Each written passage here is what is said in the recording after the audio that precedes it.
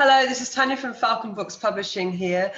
Today I'm with Nenad, Djordjevic, Talerman, and we're going to be discussing his experiences with evocation and traveling to the spheres. We're also going to be discussing his new titles, which are 360 Heads of the Earth Zone Spirit, and also his other book, co-written by Ali. Candelia Ali, she also they both wrote together the Moon Sphere as well. Okay. Yeah, sure. Hi. Hello. Tanya, so nice to Hello. meet you. Wonderful to Great. meet you. And Uh, it's an to be interviewed by you. Really, it's a great honor. Thank you. okay, wonderful. Well, it's great to meet you as well. It's wonderful to actually finally speak face to face after all this time as well. So I also would like to just discuss a little bit about your past and just to let people give a context of your background as well. So Nenad was born in Belgrade. He studied history at Stockholm and University and also in Belgrade, where he earned his master's degree. And also then worked as a historian in Yugoslavian archives. Then following that, he joined the Ministry of Foreign Affairs, where he worked as a diplomat in North Korea and also in Beijing. And from there, following that in Shanghai as well. He first published his book on old Shanghai clubs, and then following that association to Sampajo, is that correct, the pronunciation? But yeah, yes. He was a very like a genius, like a cartoonist here in old Shanghai. So so I wanted to revive memory about him. Wonderful, wonderful. So this was a collection of works of cartoons, as you said. Yes. Also, Nenad is honorary vice president of the Royal Asiatic Society in China in Shanghai. He lives in Shanghai at the moment, where he works as a freelance researcher, also writer and tutor and musician. He also has a rock band called Bad Treatment, which you can also see, which is wonderful, a punk rock band, and which you can see on his on Facebook as well. It's wonderful. So great things going on there. Also as well, we also wanted to talk about your first magical experiences were when you were a child, and this then led you to working, and you regard yourself as a Barden student as well. Now, we have many questions here today for you, so it's very exciting too. These are Yeah, people from. I'll do my best to answer the best I can to answer those questions. I think I'm totally sure that the answers are very intelligent, made by brilliant people. So I'll do my best to give explanations, some explanations. Yes. Actually, before we go on to the questions, I'd just like to talk a little bit about the heads, 360 heads of the Earth Sign spirits. Now, I want to talk to you a bit about this book. This is going to be published in 4 volumes, and it's going to be out in mid-January now. So it's been a long, long time. Everyone's been waiting for this book, long waited. And it took us a year for us to design and also edit and put together. And it took you, was that right, 15 years to write? Is that correct? Yes, this I can explain a little bit more why I say 15 years. Okay, yes. Yes. So, yeah, so I wonder if you could tell us a little bit how this book came about and how did you go through all the spirits as well? So, yeah, I wonder how did. Okay, I can start. It was something like 15 years ago when I had a chance to read this book for the first time. And I was really amazed about how detailed it was. Um Before that, I'd hoped that there could be a book written like that. And when I finally found this book, I was totally shocked. And I said, "Oh, that's really what I liked." I somehow felt connected to this book immediately and started reading and reading. And okay, but then I saw that in several cases, Bardon said that okay, unfortunately, because we have a lack of space and it will be too much to talk about them, I need to stop now. Otherwise, like only about this spirit I could write volumes of books. And he said, okay, so he couldn't do that because of the lack of his time, and he had other things to do as well. And I felt somehow that he gave a message to us, to, let's say, to people who come after him, that maybe we could continue his work. So for example, I'll give you just one example. Today it is I think 5th of, am I right? January, something like that. Yes. And okay, so this is actually a time, the day, which is governed by one spirit called Masadu. And okay, if I take this book, and this is a book I'm having now, like Franz Bardon's book. It's a French version of the book. I like it because the signals here are wonderfully drawn and painted, and I really like how it looks like. So this is Bardon's book in French, and I've been using it for a long time now. And then if I try to find Masadu, we'll come to like 286. Okay, just a second.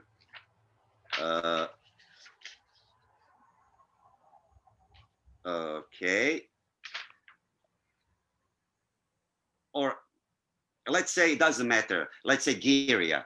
It's about Giria. It is only about 2 or 3 sentences written about Giria, and 2 or 3 sentences about Hosun and so on. I said, okay, this Franz Bardon gave us great ideas, but probably there should be somebody who would continue his work.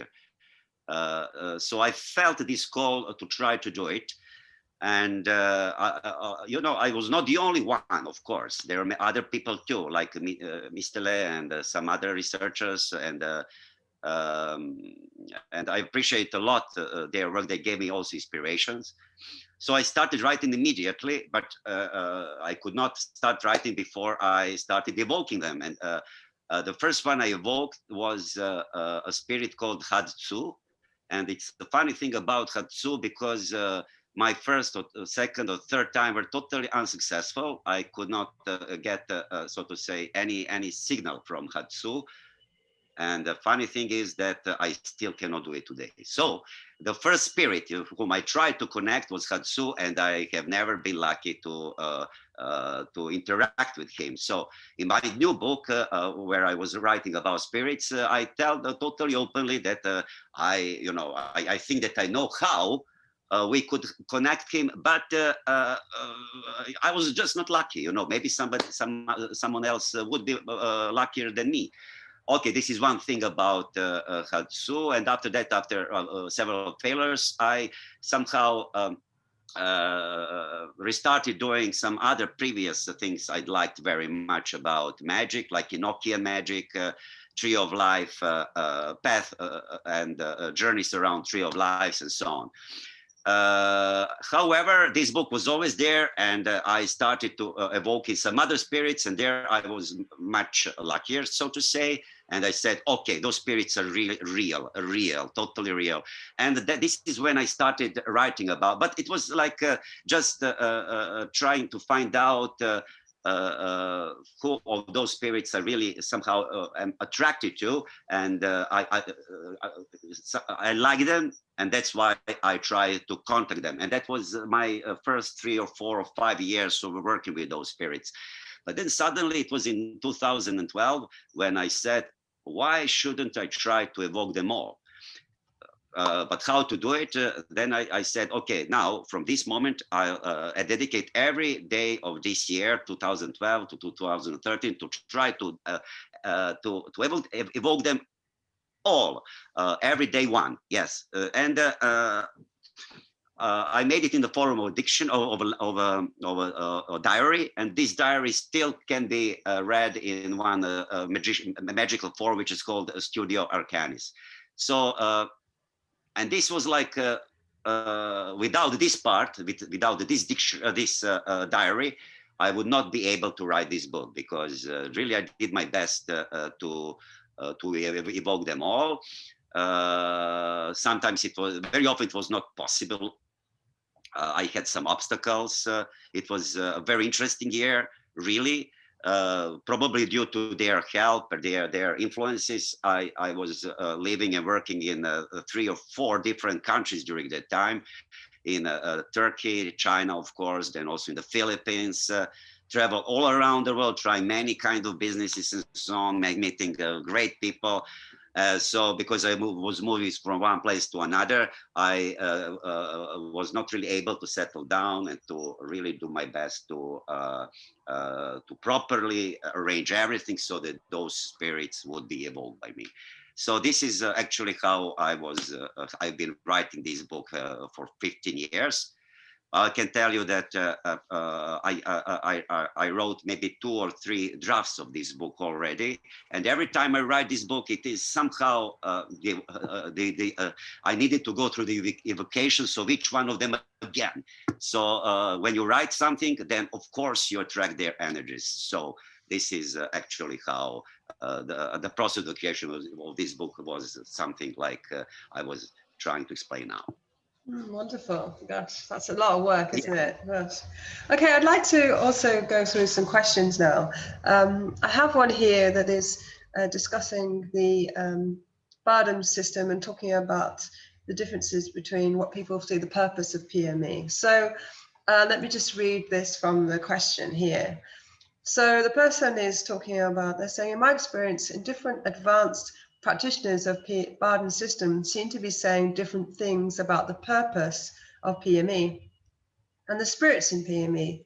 Some seem to be take the spirits at face value and say that they should work with one.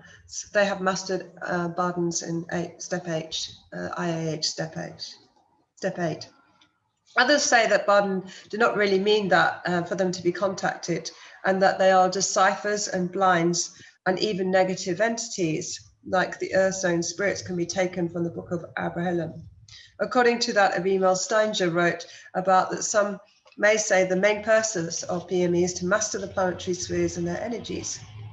Others have said that before mastering IAH step 8, the practitioner may at least communicate with PME entities, maybe through pair or signals, but without evocation or mental wandering, in order to gain their help and support. What would you say about this? And maybe would you say something else, and why? Okay. So there's quite a lot in there. Yeah, quite a lot in there. Yes, those, okay. I'd say that those entities are real. Those 360 heads of the Earth zone, they are true, genuine, and real entities. They were happened to be mentioned first by Abrahamel in the May, and later on, I mean, a few centuries later, this circle around Franz Bardon was first to try to evoke each one of them, and they obviously noticed that those entities are the positive entities, good entities, trying to help humanity grow. Of course, those entities have their own counter genie or counter intelligence, and those entities could make certain problems. When we say counter genie, I don't think that it's totally like the genius is 100 on one side and the counter genius is 100 on the totally opposite side. No, it's not really like that. It's a little bit different than that. So it means that sometimes those counter genie can make certain trouble in your advancement forwards. For example, maybe even for good reason. Maybe they're not doing this because let's say they are just evil. They're just different. And of course, in this book, which I wrote, a few last sentences of each described spirit gives a certain information about counter genie, which means what might be the dangers of performing this specifically that kind of magic. What exactly could be like counter effects? How can this backfire in several possible ways? uh, Even like if people don't really believe that those entities are real, it's really up to them. But they could arrange something to try to attract their energies. For example, here, okay, I can show you this. For example, here I have a decorated, if you can see it, a Christmas tree. It was decorated by my son, and maybe, I don't believe in Santa Claus, but I'm certain about his energies. So you'll see, when I wake up the day after Christmas, I'm pretty sure that I'll have some presents there, So it is the attraction of energies of Santa Claus, Christmas energy, which you believe it or not, it will come somehow. We are talking here about the 360 real entities who really can give you, so to say, wisdom, some gifts. You can advance thanks to them. And yes, so the problem with this, maybe we'll talk about this later, about the evocation, is that for the first time you try to attract this spirit. You need to put an effort, at least the effort the same way as you are decorating the Christmas trees, which means this triangle, the whole ambience, should somehow correspond to this spirit's energy. And in this book, I tried to explain to each one of those 360 spirit what kind of the decoration a magician should make to attract the energy of the spirit. Will this spirit really be evoked totally, so as you can see him physically, or in some other ways? We can never know that. It's really up to everybody to experience. Maybe in the astral level, maybe in the lower etheric level, maybe in the real level here on our world. We don't know that. Maybe not at all. But still, even if you don't see him, maybe the gifts will come. Yeah. So there are endless possibilities how a person can communicate with a spirit from Bardon's book. Well, so yeah, I could say potentially it can be dangerous, but of course, there is one thing which is very, we need all to be very careful about. We know we shouldn't be delusional, like thinking about it. They are here, they're helping us and so on, but they really don't know anything about us. And it is possible if a person, and I think it was a part of this question, if a person just skip certain exercises from Bardon's book, say, okay, I know this, but I don't need to do this second thing, or vacancy of mind, I don't need that, the third, fourth, okay, but fifth I know. So who cares? Yeah, so this is a problem. A person can skip certain exercises from the first Bardon book, but then he will really not get any real results from the second book, because maybe he will be just in an illusion. And another, I think we will still talk later on about the dangers in magic. So I'll stop now here, so later we can speak about other things that I wanted to say now. I think as well, this is a really important point, because we get a lot of occultists who focus on contacting beings, and it seems to be a very big thing within the occult community, kind of almost an obsession, almost, rather than actually working on oneself and developing oneself. They're looking from outside for assistance. And I think so basically, I think to paraphrase what you're saying as well, so the importance of going through IIH, through step 8, is paramount in order to contact these beings, because you need to refine your mind and your astral and physical bodies. Yeah. Absolutely. This is one thing. And the other thing, okay, I wanted to talk about this a little bit later. I think that the most important thing is actually to preserve the sound mind, the rational mind. If you don't do that, the dangers are very, very, very big. Really, people can get very, so to say, let's say crazy, easily crazy. So it is very important to follow this first book, Bardon's book, the best one can. Wonderful. Okay. Yeah. Right. Let's move on to some other questions here. So we have here is okay. So we talked about the dangers of magic. So Yeah. our question here is, what would be the best magical protection you know? So somebody's asking about if they're This doing is it. a nice question. I think this is up to any one of us to discover, really. I had a few. Okay, I'll speak about two of my favorite kinds of protection. One is the protection of my own physical reality where I live, this is one of the special talismans from Mars, which is shaped in the as a Scorpio. Let's say Scorpio Mars talisman. I like it very much, and it really helps a lot protecting me from some unwelcome guests, so to say, some spirits I didn't want to see. They wouldn't dare to come if I have this talisman. But this is my opinion, because I was lucky really to make certain connections with the Mars sphere and with certain spirits there who are very strong, and I think that let's say. Malevolent small little demon would mess around a spirit like that.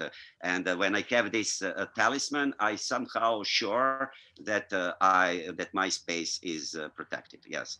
But I think that each one of us should find a talisman of their own. And this is one thing. The other thing is God's name, powerful God's name. Uh, um, I found out that the most powerful God's name is Adonai. And when you say Adonai here in the astral world, in the material world, wherever, when you say Adonai, spirits who don't like you are really scared about this name. Of course, you needed to find out. I mean, you needed to have certain attachment, feeling about the name Adonai. If you don't have this probably name, even if it's God's name, one of the most powerful God's name in nothing. Yes. That's each one of us to discover what the best individual protection would be for himself or herself. For me, it is definitely Adonai. So I was in the astral realm attacked. I mean, not a few. I mean, let's say a few times by different kinds of spirit. What when I say Adonai, they would just leave me alone. And yes, this is what I can tell about this protection. Okay, wonderful. Also, another experience. He said, "What was your experience of meeting Barden in meditation?" Okay, it was the first time, maybe something like 10 years ago. Uh, you see, sometimes we have these spontaneous astral projections. So when it happens, you didn't plan to do absolutely anything. And now you're out in the astral world and you're thinking about self. Okay, now I'm here, so let's use this opportunity to find somebody whom I really like, maybe some spirit and so on. At that point I said, but why wouldn't I try to connect the master Franz Bardon?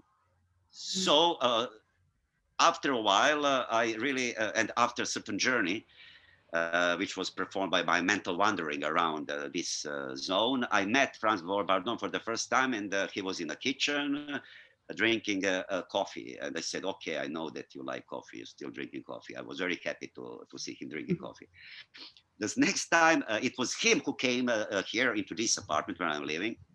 It was something like 5 years ago, or no, not 5 years ago. It was before I'd started this this 1 year journey. In which I was evolved by evoking all of those spirits one by one.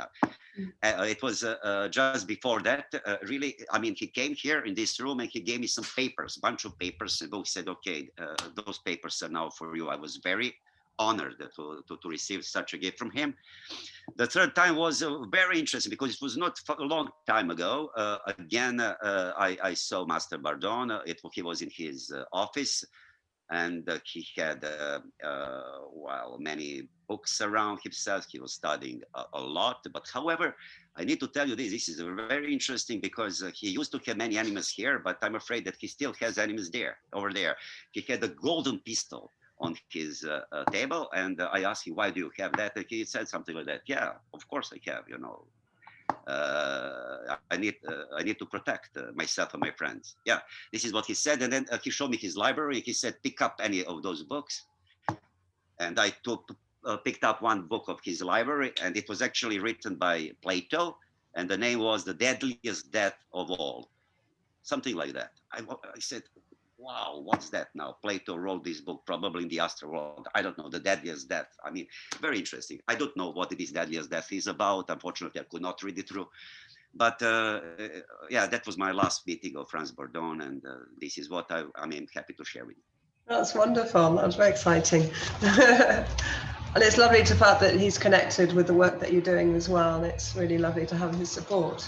I think it's important. Yeah, so I would also suggest other practitioners who have this ability to try to contact him. He is willing actually to see, or and any one of us. That's wonderful. I don't think that other people really make this effort, but it's worth trying. Really worth trying.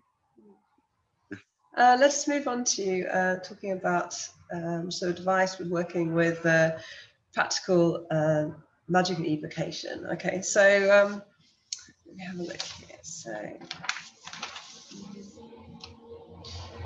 okay, so what was your first ever mental wandering experience, and how long did it take you to get that first experience?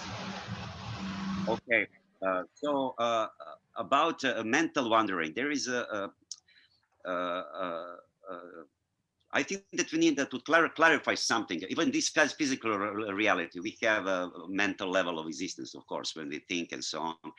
And in a more advanced level, it is telepathy or magical memories, magical temple, and everything like memories of temple, how to say, memories, and so on. You know, this is our like physical reality and mental magic within our physical reality. But we have also this mental magic within the astral zones, so to say. And this, if you want to activate this mental level of your astral body, then you would have this kind of mental traveling from one place to another, and you will like just see that you are traveling from, let's say, from Venus to Mars within maybe 5 seconds through certain cosmic tunnels led by your mental body, actually. And when you enter, when you step into like Venus, into the Venus zone, it will, I think, will not be any your mental body anymore. It will be your astral body, which is adopted to feel comfortable in the realm of Venus. So this is like activating the mental body within the astral zone or astral world. But there is also beyond the astral world, there is this mental plane, which is, you know, in this mental plane, you are like existing or traveling or visiting only within your mental body. So you somehow left your physical body beyond, and your etheric body beyond, and also your astral body beyond, and yeah, now you're in your mental body in the mental sphere. Well, that's real, and Franz Bordon talked a lot. I mean, he has mentioned it quite a lot of times in his book about mental bodies, mental travel, and so on. Was he thinking sometimes about this mental plane traveling around your mental body? Probably he was sometimes thinking about this, but sometimes he was probably thinking also about activating mental body within the astral zone. Well, this is very advanced. Mental sphere is, which is beyond the astral level, is very, very advanced. And if you ask me if I went there, yes, I was, but and who knows when, you know, and even if I was there, like maybe 20 years ago, I was not aware about it. Even today, you know, those mental pictures, mental images, mental people, mental sphere, it's quite different from the astral sphere. And certainly this sphere needs to be much more developed than it is now. Yeah, I believe that each planet has several zones. One of those zones is the astral zone, but beyond it, it's the mental zones. We're talking about the mental zones of the planets. Well, that I can say that's advanced, and sometimes it's so much advanced that you're not really sure where exactly you are. The further we, so to say, if go towards higher dimensions, the less it reminds us on our physical reality. So I would say that, for example, physical reality and the first level is like lower astral dimension or etheric realm. They're very, very, very similar. Whatever we have here, we also have there. Astral dimensions, which is higher, it consists of several layers, actually. The lower layers reminds a little bit about our world, but the higher, not so much. So let's say nature from our world can be different, really different than the nature from the higher astral sphere. So, and the metal realm is something totally different. Could be like what Plato was referring to as the best possible, you know, ideas from this world comes from these mental ideas, or even more like Akasha. Akasha, yes, this is the best what we have. Pictures, images, what we have in our world, the best originals. They exist in those highest level of existence. So would you say that when you work, do you tend to practice evocation rather than, obviously with the spheres, they're only accessible through mental wandering. So would you say that, or was that not true? Would you, I mean, I don't think, no, it's not always like that. okay. For example, when you have the out-of-body experience, you don't need to mental travel anywhere because you're immediately, for example, in your room, but out of your body. You didn't mental travel very much of it. Then you need to find, for example, if you want to have to reach the astral region, you need to somehow find a portal leading you out of the etheric region to the astral region, and usually it is a door or a window or yeah, any portal like that. And when you for days you don't need to mental travel, so you need to find from your etheric body, you need to find this place, and then you're out in the astral region. There in the astral region, well, you can fly and you're really free to do whatever you like. But then when you're in your that astral region, then you probably should activate your mental body if you want to meet a spirit you like, for example, or to visit a place you like. So with this activation, your mental body will lead you towards the desired goal. It's very interesting to now to point out who is giving the order. For example, you say like that. Okay, now let's say I want to see. Now I want to meet Archangel Sandalphon, for example. And we are out, and you say, okay, now I want to meet Archangel Sandalphon. Who is saying that? Well, what I think the order is given by the hires yourself. But that's it. He's the real commander, and it's very interesting that he can command the astral body, etheric body, physical body, even mental body. This higher self, he is commanding. Say, okay, now I'm going to see him, and you start traveling because you order actually your body, or anyway, you order yourself to go there. It's very interesting, but this is like the most divine aspect of each one of us, I think.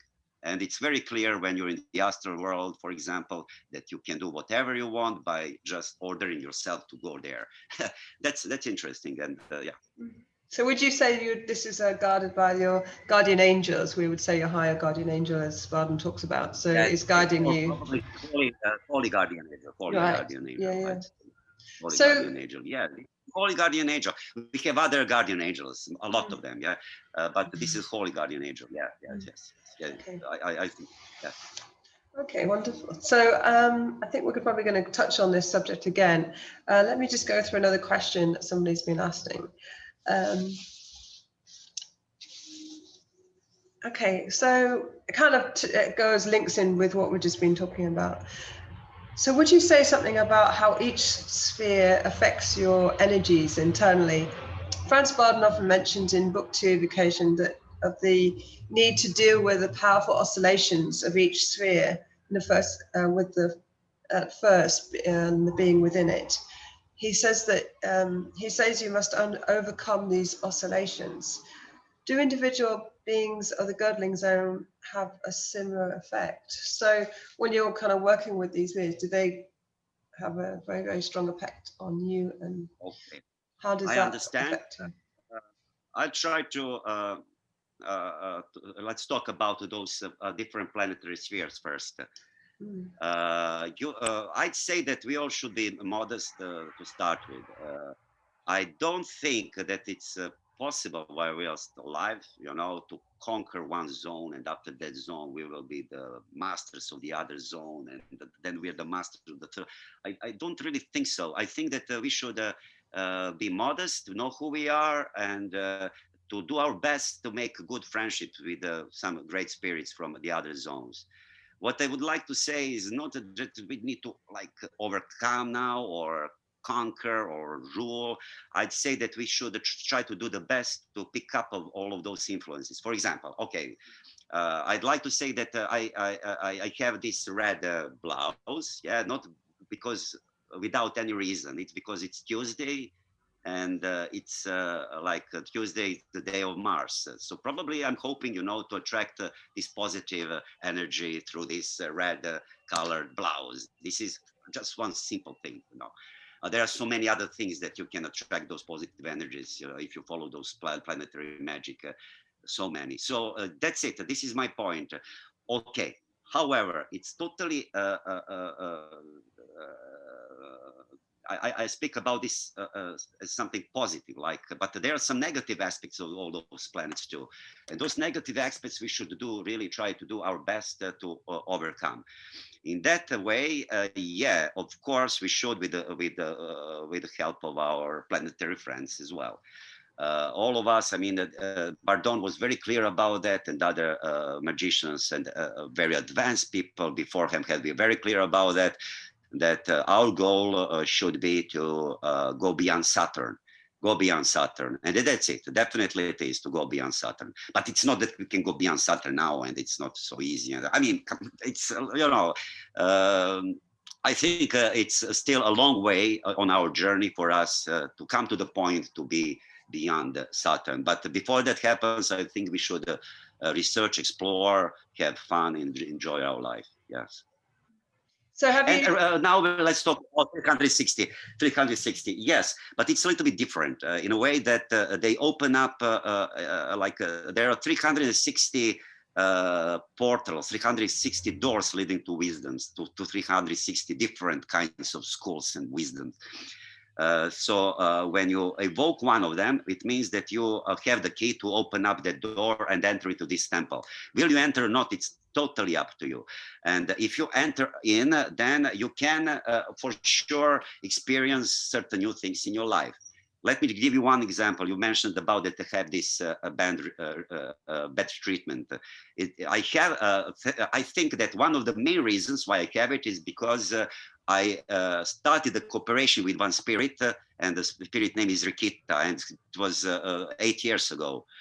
And I woke her, and I saw her in the astral level, here in this level. I continued having lessons with her later on. And finally, her influences, ideas led me towards my first band, towards my second band, the third band. So now I can say that I'm a musician. Without Rikita, probably I wouldn't be. So I opened up this door, but I opened up, let's say 360 doors, but I didn't enter exactly everywhere. But where I entered, I feel that I will have some kind of influences in my life. Maybe not immediately, maybe not tomorrow, maybe not in 5 years, maybe in 10 years, who knows, maybe. So, but the influences I'm sure will come, and it can influence my life. So it's really up to every one of us to decide: shall we enter into those inside, or just no? But that's what I can say. And of course, Tanya, I face with a lot of problems as a musician now. a lot of problems like compose, when to practice, how to practice, band members, which are great people, are great people, but there are always some problems, you know, and how to make us more popular, how to make us people, how to be better musicians, what to do for me, you know, to be a better singer and so on. But all of those problems wouldn't I have if I didn't enter that way. Yeah. So that's also when we're talking about counter genie. Of course, if you don't enter into one room, you will not face that counter genius at all. Would you say that it's sort of, when you enter the spheres, it sort of acts as a form of purification within that specific aspect? So, for example, say you wanted to learn about a certain wisdom of an experience that you wanted to, or something you wanted to learn about, a skills perhaps. So would you say the influences are quite subtle, or would you say that it really can kind of really transform your life? Could you give us an example of something else that maybe that a being that you've worked with has really sort of helped you here in your life path? Yes, for example, okay, music was one example. The other example is, again, art. Let's say that I started painting. I never felt that I'd ever do this in my life. The third thing is, I think that a lot of I really travel a lot, and I think that even in this crazy situations, COVID situation around the world, I still manage to travel a lot within China, so to say. I think that I'm helped there. You know, then again, I feel somehow like you, Tanya. I think that both of us, we live a kind of adventurous life. I have no security actually, so I'm an adventurer. I've been living out of my country for maybe more than something like 20 years. Nothing is stable around me. Yeah. But they give me those spirits. They give me, so to say, a confidence that I am somehow protected. Yeah, and I'm confident that they will not just let me die just like that. You know, there will be always some kind of way for them to assist me. So this is what I really believe in, and there are other aspects as well. But you know, I'm not making them so easy because. You know, maybe I made certain sacrifices in my life before because I wanted to be free. I want freedom. So this was one of the main reasons why I left the government office. I mean, the government job, diplomacy, because I really wanted to be free. But you know, when you open one door, it's not. If you close one door, it's not that the other door will open up immediately. It will not, you know. But you know, so this is the life. So the cooperation between me and those spirits are always like.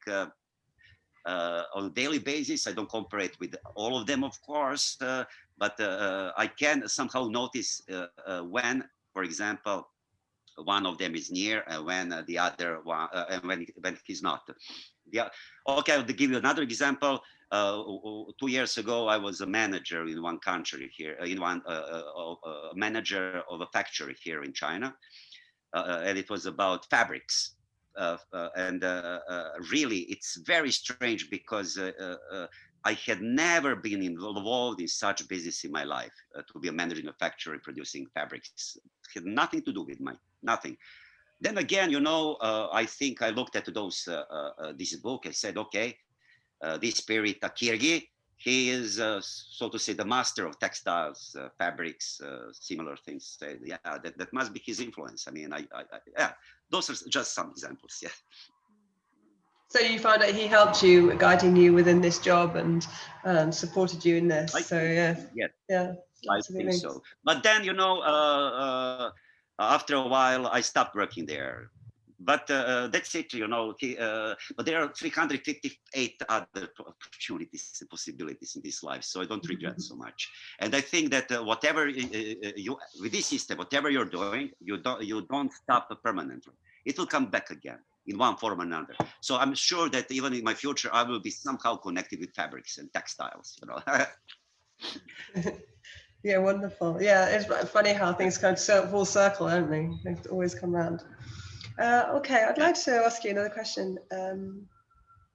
This is someone here, again, talking about I think we sort of covered this, but they kind of wanted to ask about if it's still safe to sort of contact, or kind of, even if somebody hasn't finished IIH. I think we've kind of answered this question anyway, but Yeah, I'll I think ask we it. talked about it. Yeah. Yeah, they were talking Okay. about. You know, we said it's not safe. It should be like the problem is there is one problem I like to say now, and it is a real problem, because it can happen spontaneously if you do some kind of magic or like a magical mental exercises and you didn't finish everything. Of course, you can have a spontaneous astral projection, so to say, and you can spontaneously evoke somebody you didn't want to, but he's here. You know what to do then. It can be really scary, or it can be absolutely wonderful. So if it is absolutely wonderful, and let's say that we want to go to Paris and we want to go to visit the Louvre, yeah. If we want to do that, we will not satisfy ourselves just to go there and touch the building and say, okay, I touched the Louvre, I'll take a photo. Yeah, but today maybe people do that, but anyway, we wouldn't do that. But I don't want to enter. It's enough.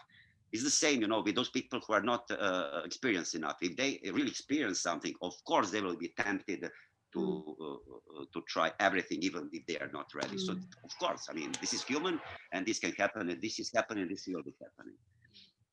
I wonder if you could talk a bit about your own childhood and how the experiences. Were you able to sort of travel as a child and astral travel, or was it something that you developed through Barden training? So was it something you had naturally that was a gift? I remember as a very young, as a kid, before from the kindergarten. It was around that time. I remember that I had a dream. I dreamt about some fairies. When I woke up, I saw those fairies in my room. I was really shocked, and I said, wow. How is it possible? So somehow those fairies from my dreams transferred into our reality. It was like a shock. It was, I think, my first experience, the spiritual experience like that. But okay, like most of the children, I think I was nothing special. I was just curious. I like fairy tales, like scientific movies. There was, but about when I was 12 or 13, 14 years ago, I think that I started questioning about this life after death. This was something that I was really focused on. I was afraid of death, and I was just trying to experience. I read some books about the life after death. Some author, those are famous books actually, and I read one of those books. And I said, okay, this is very interesting. Probably it is. Probably there is a life after death. And so, but I would like to experience this by myself somehow. And then suddenly I didn't know anybody actually, but I went to a bookshop. I didn't know anybody talking about this. I didn't have anybody who is elder than me and who would be my teacher. No, nobody was like that. And it was, I went into a bookstore. It was in Sweden, Stockholm, and I found a book about astral projection. I said, oh, okay, this is what I need. And then I started reading these books. I liked it very much, and started practicing according to this book. This book, it's very interesting because I lost it and I have no idea now who the writer was, but and what the title was. But it influenced me a lot. I practiced almost every night for a few years. I was very dedicated.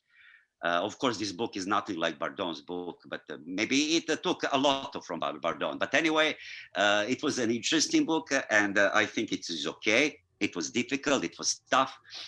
But after 2 years of practicing, around when I was maybe 16 years old, I say I had my first astral projection, and I was really, wow, shocked. I said, and after a few efforts and successful astral projections, I thought to myself, okay, now life after death, obviously, there is a life after death. But then I said, okay, I answered to this question, but what now, I need to explore more, I'm not, so yeah, there is, so, well, and that's how you start, exploring more and more, reading more, talking to people, meeting some people, interesting people. And then quite late, actually, like maybe 20 years after I had my first astral projection, I had this opportunity to read Franz Bardon. But even before that, I had a few teachers, great teachers, who really helped me understand certain things that I couldn't do without their help. One of them is Tom DeLiso. I like him very much, and he still has his website. It is Wisdom's Door. I like this teacher very. I've always appreciate and honor him, definitely. Yeah. So I did some practices, explorations with him a little bit before I had this chance to read the Franz Bardon second book. Oh, wonderful. Sounds like a great foundation as well for you. We're going to finish here, and then we're going to go to part 2. And so thank you very much for this interview so far, and we'll see you again in part 2. Okay.